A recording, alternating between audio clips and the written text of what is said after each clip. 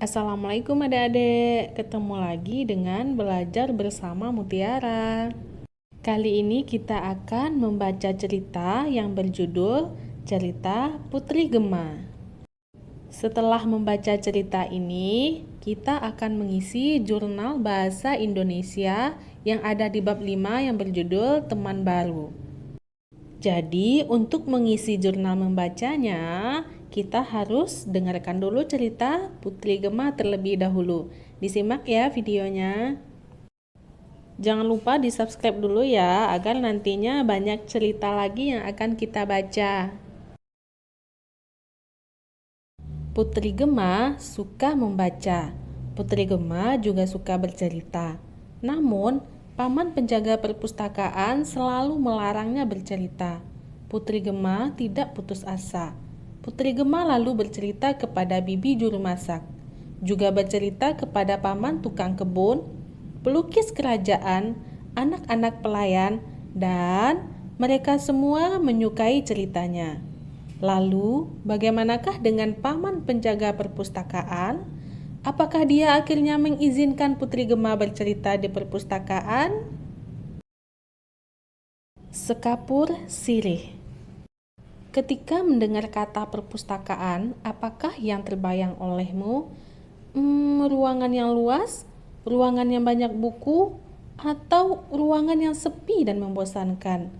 Ya, jika dibandingkan dengan taman bermain yang penuh dengan suara canda tawa, tentu saja akan ada di antara kamu yang menganggap bahwa perpustakaan adalah tempat yang sepi dan sangat membosankan.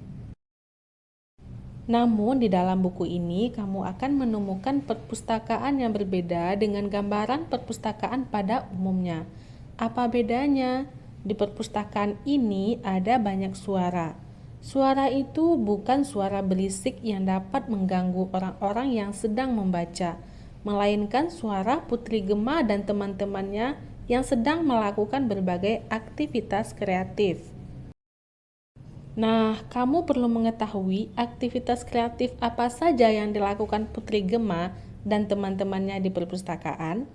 Mudah-mudahan nanti kamu mendapatkan manfaat yang lebih banyak dari perpustakaan setelah membaca buku ini. Depok, Mei 2019 oleh penulisnya Herviana Arta. Pada suatu masa, hiduplah seorang putri. Dia gemar membaca. Dia bernama Putri Gema. Ketika berada di perpustakaan kerajaan, Putri Gema merasa gembira. Di sana dia dapat membaca sepuasnya. Hehehe, cerita ini lucu, kata Putri Gema. Hiat, dia menangkis. Selain membaca, Putri Gema suka bercerita. Dia ingin semua orang mendengarkan cerita yang dia baca. Sayangnya, perpustakaan kerajaan selalu sepi. Di sana tidak ada orang yang mendengarkan ceritanya. Di perpustakaan hanya ada paman penjaga perpustakaan. Namun, paman itu juga selalu menghentikan cerita Putri Gema. Hei, siapa yang mau mendengarkan ceritaku? Putri Gema merasa kecewa. Hidangan kue manis tidak mampu menghilangkan kekecewaan Putri Gema. Namun, kekecewaan Putri Gema tidak berlangsung lama. Bibi juru masak, aku punya cerita. Dengarkan ya, ceritaku ini lucu sekali. Silakan Putri, saya punya banyak waktu untuk mendengarkan cerita lucu. Putri Gema mulai bercerita. Jerapah berulang tahun. Para penghuni hutan membuat kue untuknya. 1 tumpuk kue, 2 tumpuk kue, 3 tumpuk kue. Kue menjadi tinggi sekali dan nyaris mencapai langit. Wah, Bibi juga bisa membuat kue yang tinggi. Putri Gema masih mempunyai banyak cerita. Paman tukang kebun, aku punya cerita tentang tanaman ajaib. Dengarkan ya. Putri Gemma terus bercerita. Dia bercerita kepada pelukis kerajaan, kepada anak-anak pelayan, juga kepada orang tuanya, yaitu raja dan ratu. Terlihat Putri Gemma sedang senang bercerita kepada siapapun dan membayangkan ceritanya. Putri Gemma, berceritalah lagi untuk kami. Kami ingin mendengar cerita tentang penghuni lautan, juga cerita tentang gaun yang indah, Putri. Bagaimana jika Putri juga bercerita tentang balon udara? Oh, semua cerita itu tersimpan di suatu tempat. Ayo ikuti aku jika kalian ingin tahu, ajak Putri Gemma.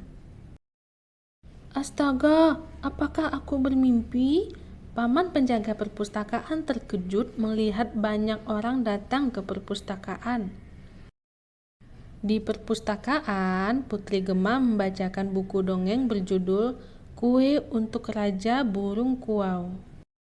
Sang ibu berhasil membuat kue menyerupai tanduk kerbau. Kue basung namanya. Raja Burung Kuau pun menepati janji. Dia memaafkan anak sang ibu yang mencuri mahkotanya. Semua mendengarkan hingga akhir cerita. Seorang anak pelayan melihat gambar di buku. Air liurnya menitik. "Aku ingin kue seperti ini," katanya. "Bibi bisa membuatkan kue ini untukmu." "Bagaimana jika bahan-bahan pembuat kue basung dibawa ke sini? Bibi juru masak dapat membuat kue di selasar perpustakaan." Putri Gemma memberi usul yang tidak biasa. Tidak lama kemudian, dari selasar perpustakaan tercium aroma kue yang lezat. Siapa yang tidak menjadi lapar? Keceriaan terus berlanjut di perpustakaan. Semua orang mendapat ide setiap kali Putri Gemma selesai bercerita. Mendengar ataupun membaca buku seperti masuk ke dunia ajaib. Makanya aku suka berbagi cerita, kata Putri Gemma. Nah, pada gambar terlihat beberapa kreativitas yang dilakukan di perpustakaan. Lalu, apa kata paman penjaga perpustakaan melihat perubahan suasana tersebut? Selama orang-orang jadi rajin membaca dan kreatif, aku sama sekali tidak keberatan. Suara di perpustakaan, oh, kini terdengar seperti nyanyian di telingaku. Begitu kata paman penjaga perpustakaan. Baju tradisional Bundo Kanduang. Baju yang dipakai Putri Gemma bernama Bundo Kanduang. Bundo Kanduang artinya ibu yang mengandung. Itu adalah baju tradisional dari Minangkabau, Sumatera Barat. Sumatera Barat adalah nama provinsi di Indonesia. Ayo, kenali nama-nama atribut pada baju Bundo Kanduang. Tangkulwa yang ada di atas kepala. Tutup kepala berbentuk seperti tanduk kerbau. Tangkulwa melambangkan rasa tanggung jawab. Sandang, kain yang dipakai menyelempang di bahu. Baju kuruang, warna merah melambangkan keberanian dan menyatakan kebenaran. Kalung, melambangkan bahwa kebenaran akan tetap berdiri teguh. Lamba, semacam kain sarung dipakai sebatas mata kaki. Lamba melambangkan bahwa dia seorang putri yang tertib, sopan, dan mempunyai sikap hormat. Gelang melambangkan bahwa dalam mengerjakan sesuatu, pekerjaan harus sesuai dengan kemampuan. Catatan. Atribut artinya kelengkapan. Burung kuau, jenis burung yang menyerupai burung merak, hidup di hutan Sumatera dan Kalimantan. Gemar artinya suka sekali terhadap sesuatu yang dilakukan. Ide artinya gagasan yang muncul di pikiran. Kerbau adalah jenis binatang yang menyerupai lembu, tanduknya panjang, suka berkubang, dan umumnya berbulu kelabu kehitam-hitaman. Kue basung adalah kue tradisional dari Sumatera Barat, terbuat dari tepung beras, santan, dan gula merah, serta dibungkus daun pisang. Perpustakaan adalah ruang untuk membaca dan tersedia banyak buku. Sarung, jenis kain. Selasar adalah serambi atau beranda. Tanduk adalah cula dua yang tumbuh di kepala. Nah, begitu ya cerita Putri Gema. Selanjutnya kita isi jurnal membaca yang ada di bab 5.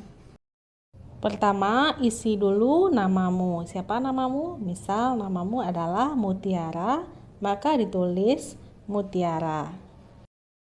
Judul bukunya tadi adalah Cerita Putri Gema, nama penulis Herviana Arta, ilustrator Didin Jahidin.